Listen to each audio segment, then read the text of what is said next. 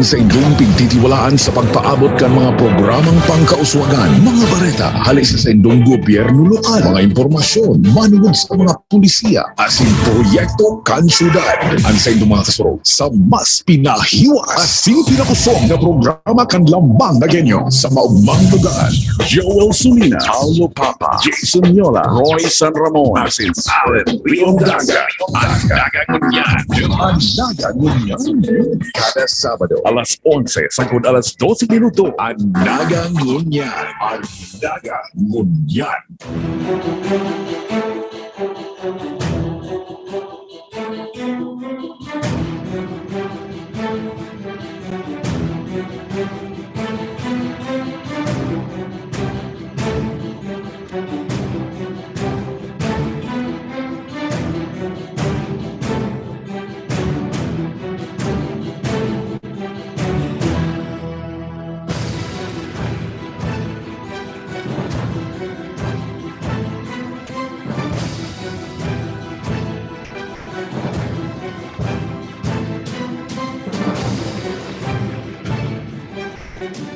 Katakod kan plano na pagliwat na pagbukas kan biyahe pasiring sa Metro Manila, palaog sa Naga, asin vice versa.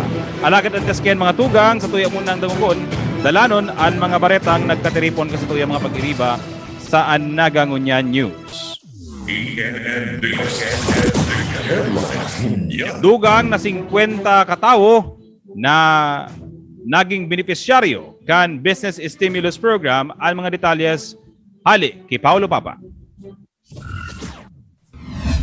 Liwat na nagtaong asistensya kapital ang gobyerno lokal kan syudad din Naga sa mga beneficiaryos na ika-11 batch kan Business Stimulus Program.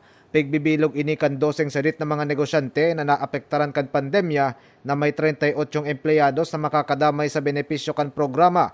Pigkakarkulong 575,000 pesos ang nabutasan kan programa na babayadan kan mga negosyante na kabali sa batch 11 nin mayong kapital makalihis an 6 na bulan. Saro sa mga negosyante si Nanay Marina Barnuevo, 43 anyos kan Barangay Triangulo na may sadiri nin tindahan pasalubong sa Bicol Central Station. Sa pakikiolay kan an Naga Ngunyan News pigsabi kay ni na haros mayong tubo ang sayang negosyo ngunya na may pandemya dahilan kan pendyenteng bayad para sa sayang pwesto na may kantidad na 3,900 pesos. Sigun sa iya, kan mayo pa ang COVID-19, 8,000 pesos ang sa iyang dilhensya, kumpara ngunyan na haros mawaranin pansaod din tinda.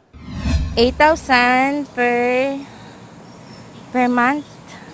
8,000 per month. Sa ngunyan na pandemic as in talagang mayo. Halos mayo talaga. Dawa pansaod ng goods. Sigun pa kay Barnuevo, matatabangan siya na maibuhatan sa iyang negosyo huli sa asistensya kapital.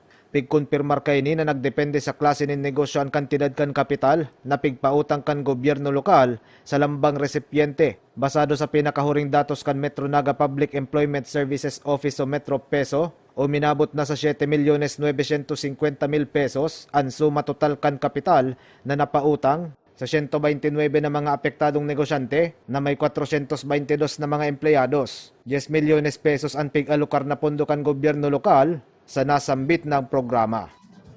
Para sa Naga Ngunyan News, Paulo Pa.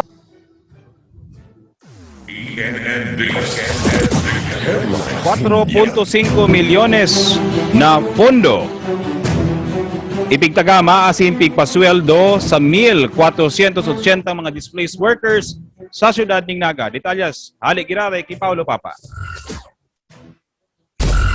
Markado ang 4,588,000 pesos na pondo kan gobyerno lokal na pigpanao ko mapasweldo sa mga kwalipikadong resipyente na naapektaran ang hanap buhay huli sa pandemya. Ang mga resipyentes na uminabot na sa suma total na 1,480 katao mga nabenepisyaran sa irarom kan Naga City Community Employment Program asin kan ginhawang na ganyo program. Sa pinakahuring summary report kan Naga City Employment Program na pigtuon kan Metro Naga Public Employment Services Office o Metro Peso, 1,506,600 pesos ang pondo na napasweldo sa 486 na mga recipientes kan enot asin ikaduwang kwarto kan taon presente. Ang mga ini mga displaced workers na nagtrabaho para sa gobyerno lokal nin 10 aldaw sa paagi kan paglinig kan mga kanal, imburnal, siring man sa paglinig kan mga tinampo asin pagpagayon kan mga lugar sa syudad. Kantidad 3,100 pesos ang sahod kada persona sa irarom kan programa. Magin sa irarom kan ginhawang na ganyo program na uminabot na sa 961,000 pesos ang pondong naalokar para sa 310 na katao. Kan pinakahuring kwarto kan taon makaliis ang typhoon cleanup nakasimbagan sa mga destroso kan mga nag-aging bagyo 2,120,400 pesos ang pondo na pigbaranga kan 684 na genyos. Para sa Nagagunyan News, Paulo Papa.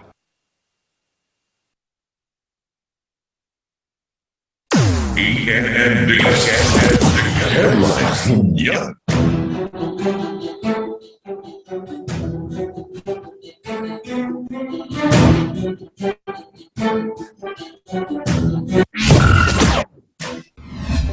Pirmado kan Departamento Ehekutibo kan Gobyerno Lokal kan Syudad Dinaga ang Ordinansa Numerado 2021-042 na nagmamando sa pagtugdok nin rainwater collection facilities sa mga piling edipisyo kan Gobyerno Lokal. Sa pakikiulay kan ang Nagangunyan News ki Konsehal Joselito del Rosario ang kagsurat kan ordinansa pigsabi kay ni nakabali ang mga barangay hall sa pigmamanduhan na magbugtak kan siring na pasilidad. Dugang ni Del Rosario, gagamiton ang natipon na tubig uran sa mga paglinig din basurahan, banyo, pagbubong tinanom asin iba pa. Matatabangan kan ordinansa na makatipid ang gobyerno lokal sa pagkonsumo ng tubig na dain na kinakaipuan pang maggikan sa supply line kan Metro Naga Water District o MNWD sigun sa konsehal. Pagpatanom ta po ni mga kahoy dahil po ngani sa problema ta sa tubig.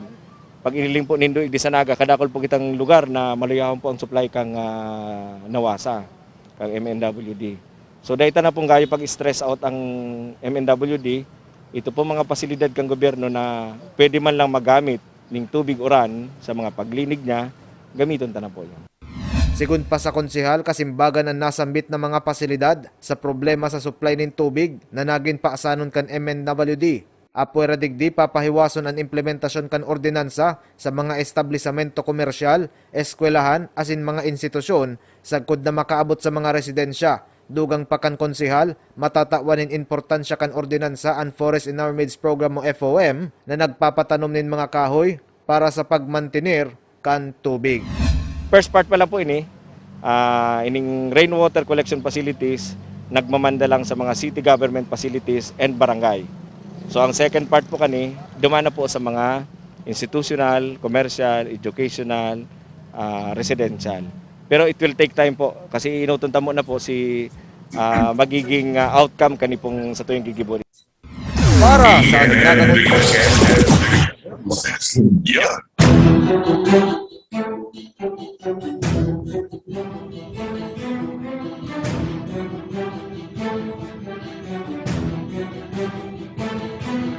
Updating sa inventaryo sa mga propiedad kan gobyerno lokal, nagpapadagos detalye sa tod ni Joel Solina. Sarong resolusyon ang naipasaan kang sangguniang panglungsod o ang Naga Resolution number 2020-330 para man magbilog ning sarong Special Committee o Task Force para man mag-update asin magkumpleto kang gabos na mga inventaryo kang city properties, siring kang real estates, open space, road networks, road right-of-ways, buildings and equipments asin iba pang properties na nakapangaran sa gobyerno lokal kang syudad. Ini ang sinabi ni Konsehal Joe Perez, Chairman kang Committee on Properties sa Sangguniang Panglungsod. Hulita kinakaipuhang updated ang mga inventaryo kang pagrurugaring kang syudad, siring kang mga titulo kang daga o lote, lalo na ang mga naidunar na mga lote kabali na ang iba pang city-owned properties, asin maaraman ng estado kay ni, ngaring malikaya ng mga problema, kariribungan o anumang kaso pag-abot ng panahon. Sa pinaghama na task force o special committee, sa lindong kang nasambit na resolusyon, naghaman ning task force o special committee kabali ang City Engineering Office, Planning and Development Officer, City Assessor, City Housing and Settlement Officer, General Service Procurement Officer, Treasurer, asin ang Accounting Officer, Kabali, ang City Legal Officer na masumitira kang pinaka-latest o updated na report asin mga records kang gabos na properties kan syudad. Ipinasabmi po ining resolution, naghahagad po na magkumponer ng special committee para mag-update asin magkumpleto kang inventaryo kang gabos na city properties, be it real estate, pwedeng kabali po gabos na properties, I mean real estate, pati itong mga open spaces, subdivision, road networks, road right-of-way, mga building, equipment, asin iba pang mga propriedad na nakapangaran po sa syudad. Kaya puwanta po na magkaiwak na updated po ang satuyang inventaryo kayan. Dahil po sa minsan may mga committee hearings kita, may mga inquiries kita, day araran kung anong status. And kumbaga ining dagang ini titulado na o nakapangaran na sa Para sa Nagangunan News, Joel Sweet.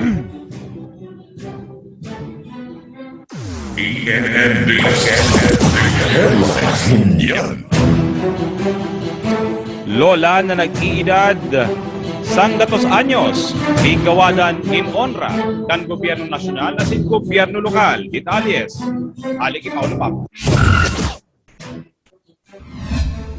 Nakaresibe nin insentibo na may kantidad na 200,000 pesos ang sarong senior citizen sa barangay Panikwason, Syudad Dinaga. Siya si Salome Competente Agasino, 100 anyos, na tubong partido asin nagtitinir como residente kan syudad sa nasambit na barangay. Ang pondo kan insentibo gikan sa Department of Social Welfare and Development o DSWD na nag-abot sa 100,000 pesos, mantang ang kabanga gikan mismo sa gobyerno lokal kan syudad Dinaga como pagkomple sa ordinansa numerado 2017 Piska 052 na nagtataong insentibo sa mga senior citizen na nagenyo na nag-abot na sa sanggatos pataas ang edad. Si Nanay Salome namundag kan Agosto 24, 1920. Dahil ko mabilang kamba, hindi ako namundag.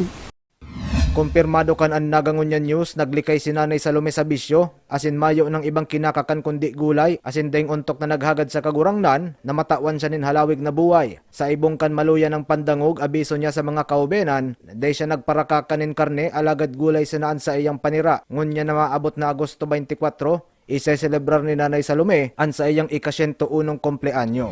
Kaya sa mahalad yun, sa palawigon man sa kumo. Dahil ko gulay. Dahil ko nagkakaning mga payo gulay. Ang pinakakal ko. Ang parte kan pakikipag-ulay sa Centennial Senior Citizen na si Nanay Salome. Para sa Nagangunan News, Paulo Papa.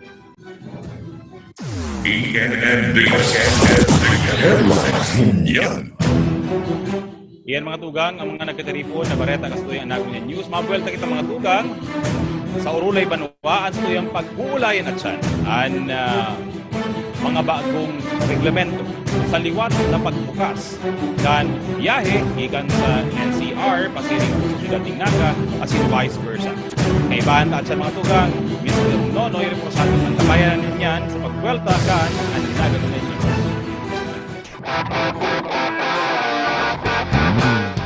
Sa kong mga tugang kay Kristo, kamusta po kamo? Ini po si Bishop Rolly, kay iba si Mayor Son Legasyon. Tagalog po sa Indo, gabos na anduyugan ang programa kan gobyerno na magpabakuna kontra COVID-19. Ini sa itong obligasyon sa satuyang kapwa, asin pagpapahalaga sa buhay na itinaokan sa itong kagurangnan.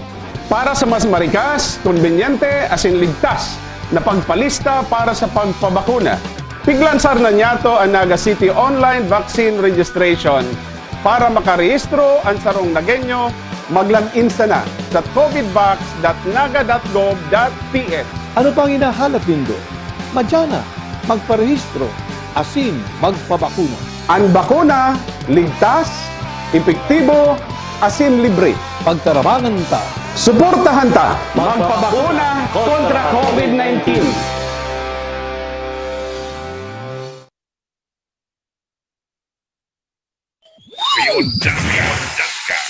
Urulay Banwaan. Mga tugang, uya na ang Urulay Banwaan. tugang, giraray, marhay na pagkaaga. Ganyan po ang ika-123 na aldaw ng katalingkasan ng Pilipinas. Kay Happy Independence Day po sa Tuya Gabos. Liwat po ako sa itong kaibanan, Allen Riondanga, sa ngaran po ni Mayor Nelson Digason, ni Vice Mayor Nene de Asis, sa tuya pong pagturulayan mo niyan. Ang mga bagong panundon, kan Syudad ng Naga, urog na po na igwang desisyon na ang Health Emergency Response Task Force na bukasan na liwat ang biyahe kan mga pagpublikong bus, hali duman sa National Capital Region, pasiring po Syudad ng Naga, asin vice versa. Mga kaibahan tamo niyan mga tugang, sa tuya pong Operations Manager kan Bicol Central Station. Nakaring pong tukaron sa satuya. Ano ang mga dapat ang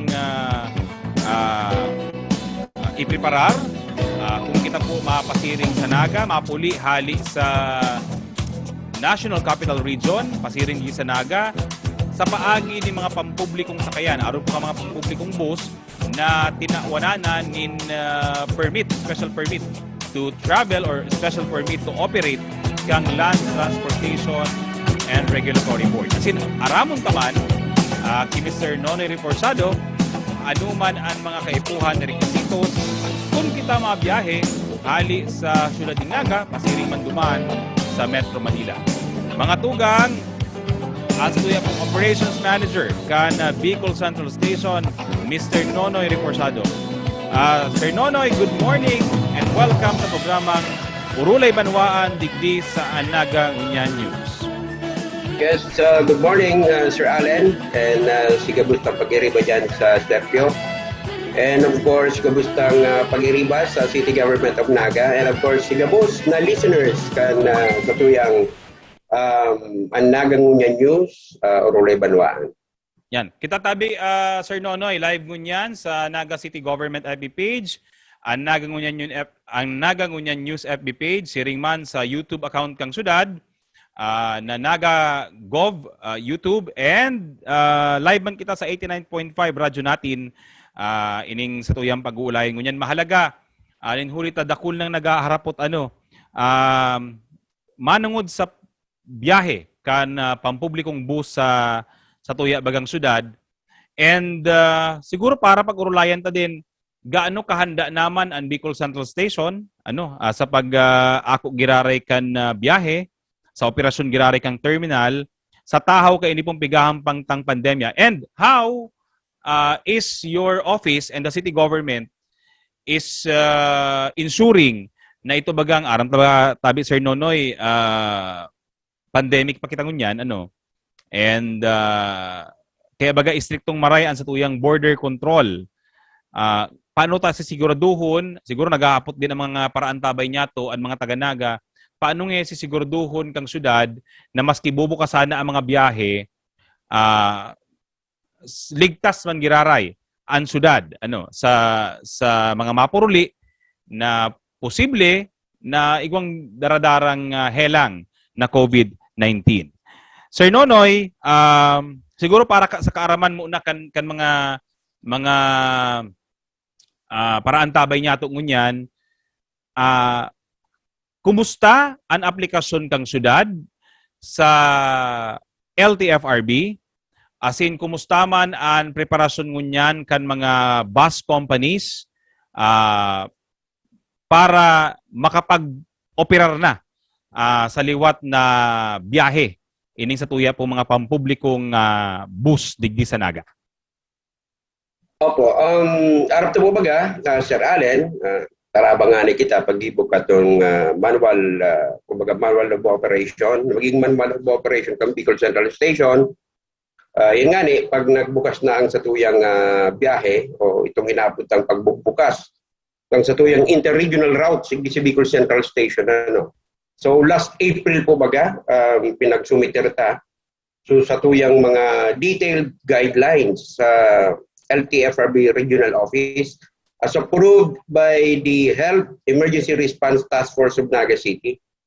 And yan po pinag-rekomendar kan LTFRB Regional Office, Bicol IATF, and na-approve kang Bicol IATF, and then pinagsumiter maninda sa IATF National Kaya po pag-approve kang IATF National through LTFRB National man o head office, nakaiba na po baga si satuyang syudad na matugutan para makapagbiyahe base duman sa ipinaluwas na Memorandum Circular kang LTFRB numerado 2021-023.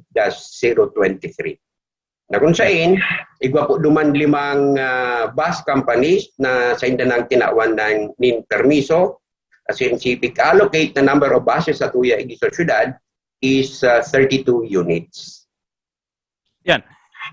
Igwa na ba tabi kita, Sir Nonoy, ning garo tentative date kung mga nuarin mapuuna talaga ang pagbiyahe hali duman sa Metro Manila or saka kung saan baga mahali ini sa Metro Manila, inibang mga pagbiyahe ngunyan, pareho pa din ba kan dati na sa mga kanya-kanyang terminal ka mga bus companies mahali o may sarot na lang na lugar na duman masakay ang mga pasahero pasiring sa Naga, asin hali man sa Naga, sa iman iniihahatod ka mga bus companies? Base duman po sa pinaluwas na regulasyon kan LTFRB, actually last year pa yan pinagpaluwas, Memorandum Circular number 2020-051, si mga haliig sa Bicol na mga buses, kaya ba dyan siyempre ang Bicol Central Station, ang final destination kayan duman sa PITX. So ang point origin na naman kay itong mga hali sa ibang rehiyon, particularly NCR, yung inabot ng NCR plus bubbles. Ang sa idam naman na point of origin, kung mauliig disinda sa tuya sa Bicol, duman mismo sa PITX o itong Parañaque Integrated Terminal Exchange. And depende kung sa insindang probinsya o LGU mauli. Say for example, kung ang uli ninda ay sa Camarines Sur, of course, si Bicol Central Station ang sa indang final destination. And kung mauli sila sa parting Albay, nagkakapiraan mga terminal dyan, igwa sa Tabaco, igwa sa Legazpi, igwa sa Tiwi, etc. etc. So basta ang malinaw po, base sa pagtugot kan LTFRB na makapagbiyahe liwat, so sarong kondisyon na dapat point to point ang mga biyahe or terminal to terminal. Let's say for example for Naga, from PITX to the Bicol Central Station and from Bicol Central Station to PITX. So gusto sabihin tabi kanino, Sir Nonoy, dahil kita malaom na halimbawa may sarong bus company or bus operator na mabiyahe hali sa Naga, pasiring ngaya siya, let's say si dating ngayang Araneta Bus Center. So mayo kitang ini-expect in the coming kumbaga pa nagpuuna kita ka iniyo na ang pasero ngaya kumbaga paduman niya sa Araneta, paduman niya si saro sa Pasay. Gusto sabihin saro lang ang sakayan, saro lang ang babaan. Tama po Sir Allen. Si mga dati tang terminal sa dati ba mga biyahe ta Naga Pasay, Naga Cubao. So dahil na po ito. So ano lang, from Naga to PITX or Bicol Central Station to PITX and from PITX to Bicol Central Station. Yeah. Sir Nonoy, dumamba sa naunang bitan mong 5 bus companies, igwasi dibagan 30 idos na ibabiyahe pwede bang maaraman kung sa anong mga kompanya ining tinawana na kang LTFRB ning permiso, ning special permit to operate? Opo, ang pinagtawan pong permiso kan LTFRB, linawon ta lang po ang pigpa-prioritize kayo kang LTFRB. So igwang mga original franchise na Naga NCR dati So ini, 5 po yan. Primero si Beltranco, Pandua si Bicol Isarog, Pantulo si Raymond Transport Bus, Pangapat si P&O Transport, and Panlima ang DLTV. Mm-hmm. Duman tabi Sir Nonoy sa inaprobahan kang LTFRB, igwa na ba ining katakod na schedule? Igwa na bang tinaong schedule ang mga bus companies kan sa idang biyahe? Let's say, siguro ang inuton tamo na garo si biyahe haling Metro Manila pasiring sa Naga. Kung igwa na tabi kayan Sir Nonoy? Actually, Mayo pa, iyo iyan si Laman kang samuyang pag-urulay kasudma na dapat nga nila kabalik ka. Kaya hindi ka baga participate naman sa Zoom meeting. Iyo ta, suod ma kaya baga, sabay man kita sa HERT-F meeting, igwa kaya bagang pig-settle man suod ma so mga panundon sa pagbilang kang quarantine days. So, iyo man si tig-clarify suod ma sa HERT-F. At any rate, Kuya Nonoy, iyan si rason kaya sabi ta nga ni baga pag-ulayan tagiraray ngunyan ta si data na atindiran sa udma at least para maihiras ta sa mga namamanwaan na ano na talaga si napag-ulayan with bus companies and LTFRB. Opo, base po sa pag-urulay kasudma para mo medyo ang kagayunan kang PITX sa talagang mga recommendations kang LGU talaga sa indang pinag-uutob. So pinag-urulayan duman kung pero talagang pasahero ang dapat mag-abot sa siyudad din Naga from PITX at sa Aral daw. And then pinag-ulayan din si mga sa indang requisitos as to bus companies. And ang number one na requirement nila ito mismong QR code from the LTFRB. Na kung saan halos gabos ining 5 kumpanyang ini dahil pa man nakakapag-comply, pero igwang sarong bus company na sa hiling ta within next week, siguro mga from Monday to Wednesday magkumply na ninda ito, and sa iling tangani sindang inot na makakapagbiyahe next week. So ang sigurado kaya na Sir Allen dahil kita makakapagpuuning June 16. Okay. Pero ining sarong bus company ini, which is the DLTB, is eyeing for June 18 na makapagpuno kita. Opo, June 18. So ang mapon po ang biyahe, mapon ng pagbubukas igdi sa to sa Naga. And once na makaabot na sinda duman, saka naman magkakaigong schedule pabalik igdi sa to. We're in. Iyan po, i-arrange naman kan mga bus companies na ini duman sa PITX once na sa indang makomply sa indang mga requirements sa pinagahagad. Kasi after na makapagtao sinda kang QR code from LTFRB, igwa pa ning mga RFID tagging para sa mga buses na mabirahe. Itong paglaog sa system kang PITX kang sa indang mga trip schedules, so mga araw pa kayan ang napag-tukar kasudma. And ang malinaw lang, ining mga bus companies na ini part kang sa indang mga initial documents na kaipon kang PITX which is approved na din is yung sa tuyang mga recommendation, Sir Allen, especially sa recommendation for these bus companies, which is recommended also by the Bicol Central Station and duly approved by our beloved City Mayor, Nelson Legasio. Okay. Okay, Sir Nonoy, so dumaan na kita sa actual na panundon. How to aramta na pinoproseso na kan mga bus companies, ang sa indang PITX garo approval. Tagaro, sabi mo nga may QR code system pa iniyo na garo itong pagmalawag ang bus through QR code system na lang. Siguro Kuya Nonoy para makaandam na din si mga mga kababayan ta na muya naman magpuli sa Naga or magbiyahe sa Naga sa paagi kaning sa tuya mga bus companies si mga mayo man talagang sakayan si habo man baga magbayular duman sa siging arki lang yan yung mga van tangarig sa nang makapuli maski dait hurusay ang mga dokumento singmuyang mag-urutob. Sir Nonoy, ang hapot mo niyan, ano ang requisitos kan PITX para ang sarong individual na muyang magbiyahe pasiring sa Naga makasakay sa bus pasiring digi sa Naga? Opo.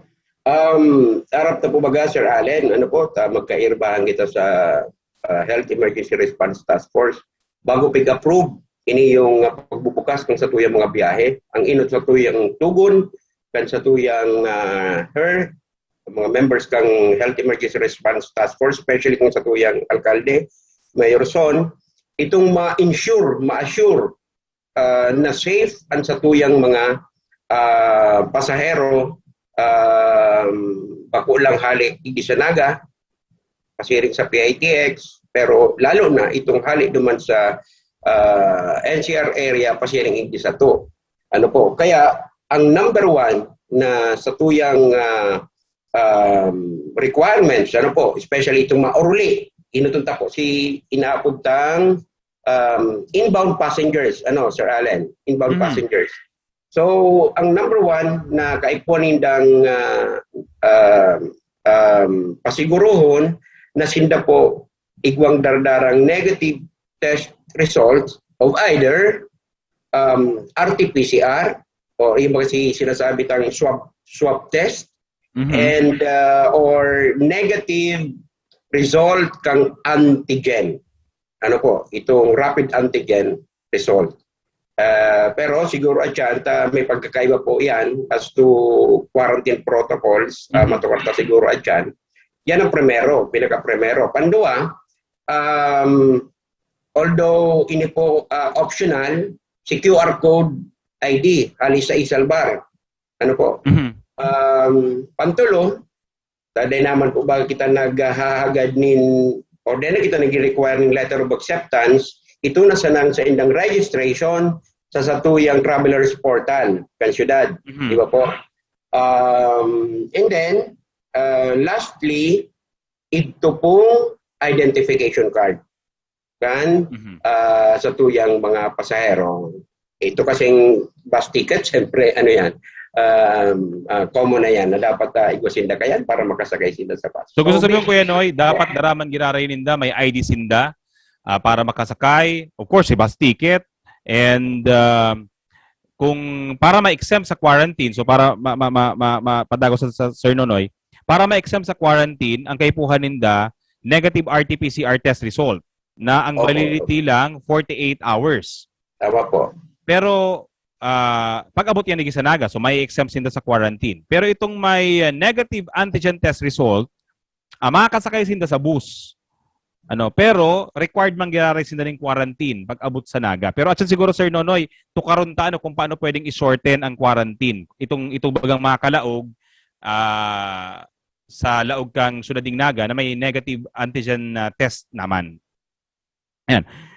Pero ang hapot ka ni Sir Nonoy, arog kayo ni. Halimbawa ako baga, let's say ako nagkatrabaho ngayon sa Metro Manila, gusto ko na ngayon na magpuli sa Naga, mabisita ko ngayon sa kuya mga magurang, pwede ba ako na dyan lang ako sa PITX, kumbaga sa kuyan walk-in, nakaisip lang ako magbiyahe. Pwede ba yan? Or kaipuhan ko ba na magkaiwa mo na ng pre-booking na inaapod? Kung sa tuya pong pagbabasehan, si panundon ka na LTFRB Memorandum Circular 2020-051, ang sinasabi po duman, kaipuhan ang advance booking. Pinagbabawal ang chance passenger, pinagbabawal ang on-the-day booking, alagad may exemption. So ang exemption po kayan, emergency in nature. Kung ang rason kang pasahero, kaya emergency kay po nung magbiyahe because of family concern, and pandua because of medical concern. So pinagtutugot po yan.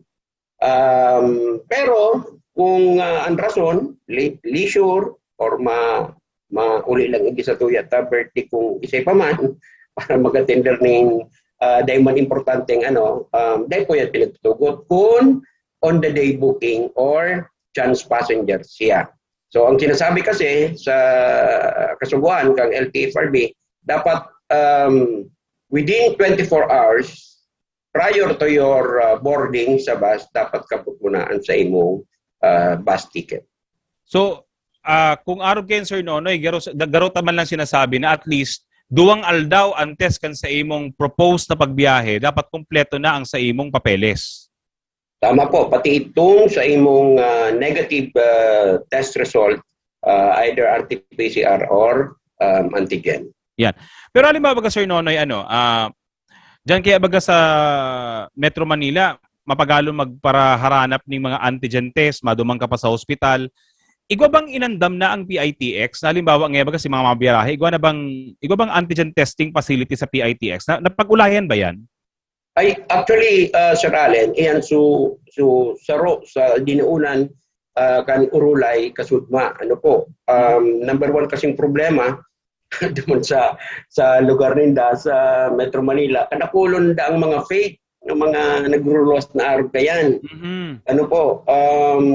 Sabi nga ni, inamin nga ni po mismo kang PITX, nagkapirang insidente na nasinda na lusutan na kung saan pag-aabot naman sa LGU, sa indang bus pinapabalik.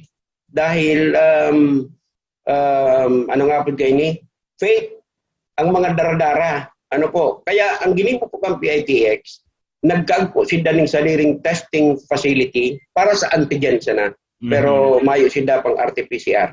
So, iyan po nga na ang sa tuya, Sir Allen, na ikakampanya di Sanaga dahil ang napaghamanan kang pag-urulay kasudma para makasiguro both terminal, kita di sa Bicol Central Station and especially the Del Gallego Forward Control Point, and then si PITX man, para mas madali sa pag-identify na legit ang dardarang dokumento, kung halig di sa Bicol Central Station, ang i-honor ninda, so test na hali sa satuyang duwang facility or duwang opisina di sa syudad, which is the City Health Office and the Naga City Hospital. Paghali dyan ng test,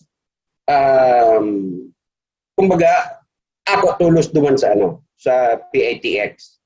Papalagong tulos duman. Kung darar ka mga pasayro araw yan. Hindi man, kaya ang sa indaman na pakiulay, siguro, kahit punta pa man kani maghagad approval sa HERT, na kung mo pwede, ang aakuon taman, especially duman sa border, itong mga antigen test na kung saan halik man sa testing facility kang PITX. Para makasiguro kita, tulos na iyan legit. Pa kung fake. So yan po si naging kasudmang pag-urulay, pero parehas po yan aranta, parehas po yan for a fee. Duman po sa PITX, minapunta po sinda, kung kuraan duman sa indang antigen test, sabi nila 850. Tapos igdibaga sa tuya for a fee man po. Iyo. Sir Nonoy, iyan si Pasiring Digi Sanaga, ay, by the way pala, mga tugang, sila nakaantabay sa tuya, mga nakarantabay sa tuya, pwede po ako maghapot sa tuya pong Naga City Government FB page. Pwede po kamo duman mag-comment sa comment section. Kung iyo po kamo mga ihahapot, mga gustong iklaro, nagarig pong maihapot ta ki Sir Nonoy Reporsado. Sir Nonoy, ini si mga pasiring sa Naga. So, klaruhon tagiraray. Kung mapasiring sa Naga through the bus company sa Pictugutan na, ang hahalian kayang PITX, they pwedeng hali sa ibang mga garahe o mga terminal. Pangduwa, mga ipuhan giraray ng RT-PCR test result o negative antigen test result para makasakay sa bus. Pangtulo, kay puan siyempre ang valid ID and sa tuya sa Naga, optional ang isalbar QR code. Inang pagmalaog na sa indo sa Bicol Central Station. Tama QR code kaya baga na nag-abot na yan sa syudad ng Naga. Ang hapot ko niyan tabi Sir Nonoy, paano man pala ngaya kung mapasiring ngaya kita sa Manila, hali man ngaya sa Bicol Central Station, paduma naman ngaya kita sa NCR. Ano man tabi Sir Noy ang panundunta? Or parte ba ini kang LTFRB directive man o pigaprubahan kang LTFRB na policy na? Opo, actually, gabusta pong mga reglamentos na pinag-i-implementar. Yan po, gabus po aprobado kan LTFRB, bakulang LTFRB, si Bicol IATF and National IATF. And naka-align po yan, duman sa mga panundon especially kan National IATF. So kung mahali kayo sa Bicol Central Station, pasiring sa PITX naman, tulusan na. Sir Allen, and kay Puanta. Primero, si negative COVID-19 test ulit, either RT-PCR o si swab test or negative rapid antigen test result. That's number one. Number two, identification card. And number three, si bus ticket. So, yun na po yan. Si dati na pong requirement sa paglalawag sa terminal for contact tracing purposes and other public health protocols procedures. Dati na po yan. Kung may QR code ID, maggamit ng logbook, and upon entrance sa terminal, tigko po ang temperature, and then dapat masiguro na igwang face mask and face shield, lalo na po kung kamo masarakay sa bus. Sir Nonoy, ang face mask talagang obligado pero ang face shield kaya requirement ini mismo kang LTO and Land Transportation Office in particular na gabos sa pampublikong sakayan dapat naka-face shield ang mga nakasarakay. Apo. Siguro magayon garo Sir Allen na tupaluntang dikit po yan nagkakaigwang misconception sa ibang mga tao yan sa face mask sa face shield. Ang iba kaya nagtutuyaw ang iba ngayang personal na yaon sa Locong Bicol Central Station may man face shield. Ang iba po hindi yung mga nagtitirinda may man nga face shield, face mask sana. Ang nagraralaog ng mga pasahero, pigre-require ang face shield. Para po sa karaman kang publiko, iyan pong paggamit kang face mask and face shield until now kasi day pa nalilift. And pigpapasiguro po na magkaigwa kayan, lalo ng mga pasahero, itong malawi sa Bicol Central Station na masarakay, dahil igwa po kasi yan, pinalidad na amount. Kumbaga ang penalty kayan may cash ang first offense po kay 7,000 pesos. Pag kamo po nagsakay sa pampublikong sasakyan na mayo kamong face shield, face mask sana or face shield sana, may face mask. Pero to any other entity like kung di ka man masakay, maglakaw-lakaw ka hindi sa Bicol Central Station, bago ka man pasahero, di ka man mapipinaran. Kumayo kang face shield. So siguro Sir Allen, iyo lang yan ang gusto tang ipaabot. Dapat re-require ang face mask sa face shield kung ika po masakay sa pampublikong sasakyan. Pero kung malakaw-lakaw ka man sana, sa sentro, sa City Hall, di man po bagayan re-require ang face shield. Pero importante ang face mask. Pero importante ang face mask. Ang face shield, duman pa sana yan sa public transportation dahil nalilift. Iyan po ang sitwasyon. And ang nagbabiolate po kasi dyan, sabi ko nga may cash kasi na penalidad. May fine na which is 7,000 ang first offense kayan. Kaya pinagtatabangan taman ang satuyang mga pasahero, ang satuyang mga bus companies and operators na bago maglaog ang mga pasahero na talagang matravel sa Bicol Central Station, busy to it, na igwasinda kayan dara. Kapag mayo sinda pati kayan dara, magabog baga sinda, malaog, di man po ngayon kumasakay, pero ito pala masakay. Dahil magkakaroon sinda mga kasakay sa bus, kapag abot naman sa dispatcher, kung mayo sindang face shield, dahil sinda papasakayon. So, yun po yan ang gusto tagarong linawon, ipaabot sa publiko. Yan. Sir Nonoy, sabi may 5 bus companies na nag-apply na and waiting approval. May 32 na biyahe na pig-aprobahan. Gusto sabihin kayo, Sir Nonoy, 32 na biyahe pasiring sa Naga. Of course, 32 man na biyahe paluwas sa Naga. Tama ba ang pagkailan dito? Sala po. Baka abangon tayan, Sir Allen. Itong 32 units na yan, iyon na yan si mabiyahe, pasiring sa kapabalik. So siguro, babangawin niya ka mga kumpanya. Halimbawa, kung natawan ako ng na units, ang tulo, mahali sa PITX, ang tulo, mahali man hindi sa Naga. So gusto probably 16. Pwede ang Cuenca Iniyo, 32, sabi mo na safe to say, divided by 2, may tig-pira yan. 16 haling Metro Manila, may 16 man haling Naga na mabiyahe. So limitado man palang giraray ang biyahe. Pero magdidepende naman yan, Sir Allen, sa Balkan pasahero. Halimbawa, kung mas takol itong paluwas kaysa sa Palao, mas takol ka ng ikakagnindig. Basta ang mahalaga, may 32 na bus na igwa ng special permit. Correct po. Sir Nonoy, araw kayo ni. Siyempre, nasa pandemya pa. may ideya ka ba kung piraman ginari ang limitasyon na pwedeng magsakay sa sarong bus? Ang polisiya baga may physical distancing, may sinusunod pang distance requirement sa lambang pasahero. Ano ba ang existing unya na policy kan LTFRB sa pagsakay? Itong pagpano kan mga bus company, bus na mabiyahe? Apo, padagos pa man po din giraray, so panundun kan na LTFRB and LTO, wherein si total number capacity or total number of seating capacity dapat 50% sana ang matukawan. So gustong sabihin, ang arrangement ninda kayan sa lawkang bus, dapat mayo kang kataid. And itong nasa inutan mo, tapat di ka mo magkaatubang, kumbaga taplisan salitan, salit-salitan ang pagtukaw argan. So, ang gigibunta kayo sa Bicol Central Station, tuman sa mga booking, ang gagamiton lang nidang mga tukawan, itong mga odd numbers. So, si mga even numbers, dito papatukawan.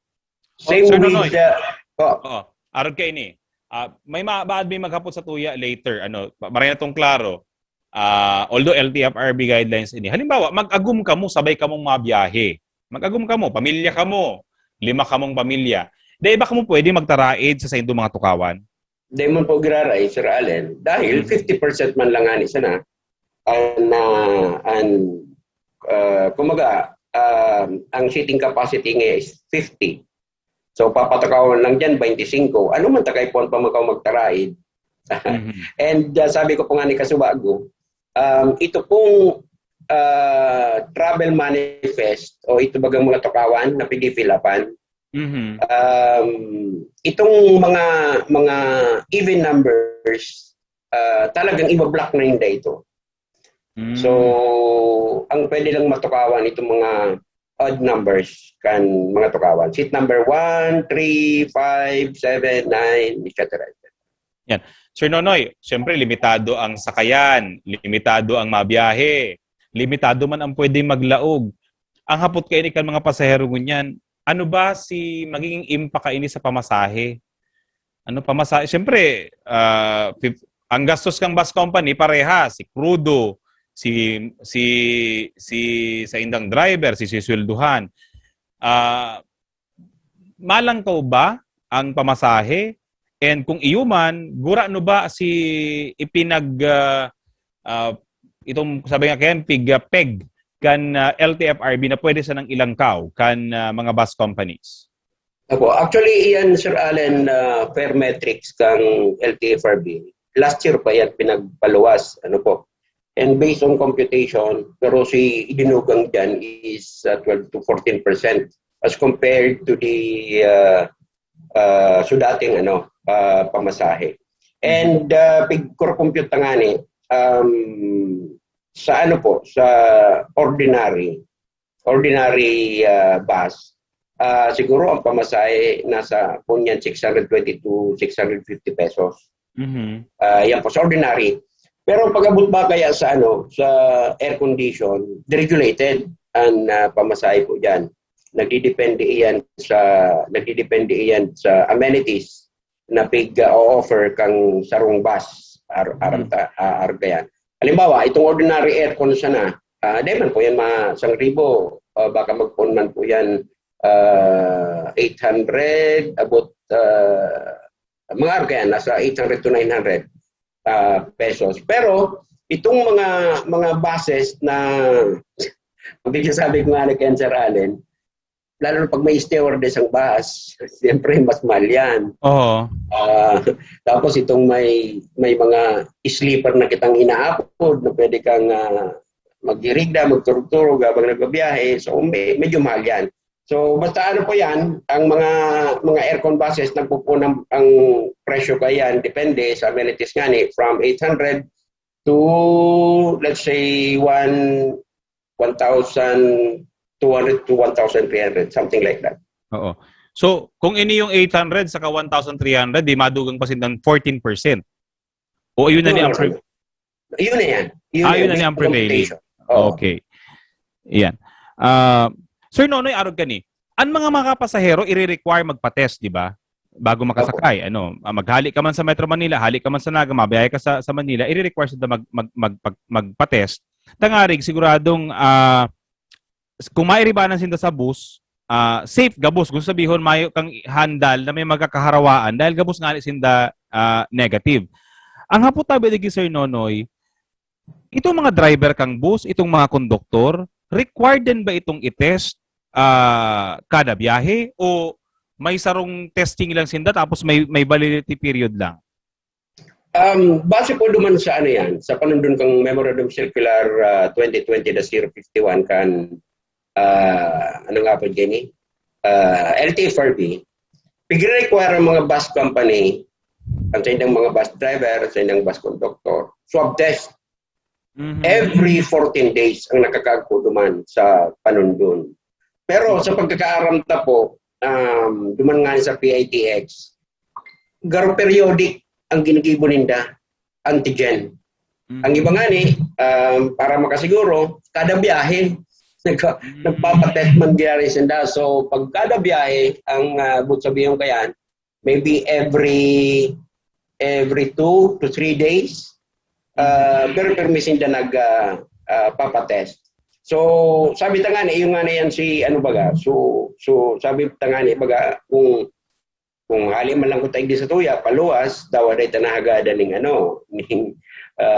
argayan test. Kaya lang, ang problema, naghagad man kasi si PITX. And para masiguro ta din, na itong gabos na nakasakay sa basalig di sa tuya is safe from the virus. Especially the bus driver and bus conductor. Ano lang, para sa karahayan, ikararahay kang gabos. Sa bagay ko yun, kung dahil man kaya yan i-test, kung dahil man kaya mag-test, dahil man papalaugun sa bus si PITX, papabalik ko niyan sa Naga. Iyo po. Mabalik yan sa Naga. Kaya no choice man. Kaya mayo man garong matugot na bus company na pabalik kung nagbiyahe na nindang bus dahil lang sa mayong testing sa indang driver. Same with Sir Allen, kasi with our sa ginibutang meeting sa Inda last June 9 sa mga bus companies. Sa pag-meeting ta po kaigdi sa tuwing mga pinag-imbitaran sa tuyang FCP commander si Sir Rene Abiada.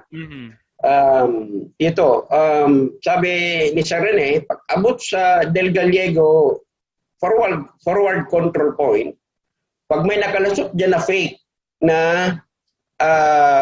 test, itong COVID-19 test, either RT-PCR or antigen, compromise po gabos ang pasahero, syempre.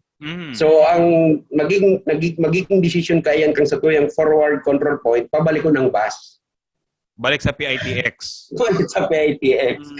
Kaya po, talagang pinagsasara tapong marayang urulay na ini, especially with PITX. Kaya po nga yung sa tuyong napagkasunduan, na ang i-honor kang Naga City, si test, especially kung antigen, hali sa PITX, and si hali man sa tuya, ang i-honor man kang PITX, si test, hali sa Naga City Hospital and the City Health Office. Yan. Sir Nonoy, limitado na lang oras tayo. Igual na lang kitang tatadang 7 minutos ang test kan pagpaaram niya to sa programa. Ano po ang sa tuya pong mga, sabi nga ni kayan, preparasyon man dyan sa Bicol Central Station? Ma-require kita ngunya ning testing man, sa ngunyan ba, nagpiprepare na ba ang Bicol Central Station na magkaigwaman ni sarong testing facility dyan? Or ano ang advice sa duman sa mga mabirahe? Sa'yo muna sinda para mientras. Bako aning testing. And sa tuya po bagang arrangement with the chairman kan sa tuyang Health Emergency Response Task Force, baga ining sa mga pagpuon kang sa tuyang biyahe, diyan na muna sa Naga City Hospital and City Health Office ang testing. Pag nailing grabe na ang demand, siguro baka mapag-urlayan ulit sa HER na magkaagkita gining testing facility. Through, of course, sa ni Dr. Butch Borja. Kailang Sir Allen, nailing ko nga siguro mas maray na dyan sa Naga City Hospital sa Quezon City. Dahil may sarong pong may sarong istorya, si sarong bus company sa Tabaco City, nangyari po yun sa Tabaco City. Pag-abot kang pasahero, dahil ang testing doon mismo sa terminal kong Tabaco, pag-abot kang pasahero, nagsakat to siya sa bus.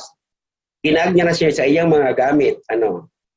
Ngunyan, kang pig-test na siya, nag-positive sa antigen. Kaya sa kita nagparalaw-law niya sa bus, nagparalakaw-lakaw na, na-compromise si mga yaon duman sa bus na mabiyahe. Dahil po to Sir Alex nakabiyahe. Yan lang.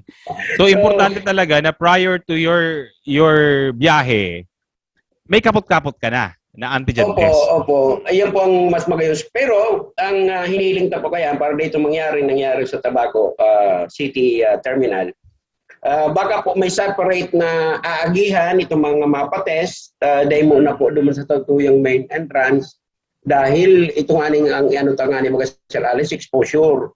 Correct. Exposure sa ibang individual man. Although, ang plano po di sa Bicol Central Station na tinapos minaman po yung kanakaging June 8, duman sa PCS Mancom, mga planning, etc. May separate kitang gigibo na entrance para sa mga masarakay, pasiring sa Metro Manila. And may separate man kitang entrance para duman sa general public and masarakay sa local sana, within the province lang. Magkaibang requirements na kahaga doon. Kasi sa entrance pa lang, ang mga mabiyahing pa Manila, hahanapon mo na po ang mga requirements na yan. Si negative test, si ID, si bus ticket. Primero yan na test. Primero yan na pag-check ng mga requirements. Bago naman sila mag-board sa bus, i-check naman yung kan-dispatcher si mga requirements. Yan ang pandua. Pag-abot naman po sa PITX, i-check na naman yan. So, igwang tulong, kumbaga yun na maray ang safety net para sa mga requirements para siguro lang na safe gabos ang satuyang mga biyahero. Sir Alex? Sir Nonoy, last question. May plano ba ang Bicol Central Station na limitahan ang pagpalaog muna sa Central Station? Basically, let's say, baga nagpuuna itong biyahe. Siyempre, baga pa nagbabiyahe? Normally, may kaiba ng bilog na pamilya, mahatod, malaog sa BCS. And of course, ikaw kita mga limitasyon ngunyan sa numero ng tao, limitasyon din sa crowding and physical distancing measures.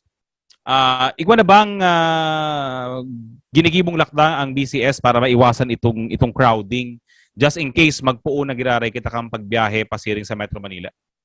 Opo, ang saro po kaya na Sir Allen, na kabali po yan sa nagitang manual of operations na pinag-aprobaran para masunod tangani itong venue capacity na pinapasunod kang National IATF. So, ang satuya po niya na regulation sa terminal, mga parahatod, mga masarabat, sa entrance gate muna, sa luwas muna kang terminal, na lang maghalat.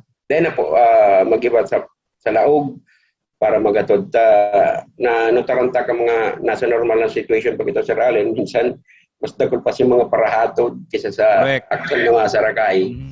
And yan po, sana maintindihan ng publiko na ini po pinagigibot para dahil po kita makabayular, dahil po mag-violate ang Bicol Central Station, tagabus ng panundon, especially kang national. Sa Eric ni Malda Diyos, Sir Allen, poon ka nagbukas ang biyahe kan pampublikong sasakayan sa pagi kang mga bus. Arap naman po baga, Sir Allen, until now, ang satuya kong fasilidad dahil na lockdown. Dahil po sa mga pigigiributang iniyo.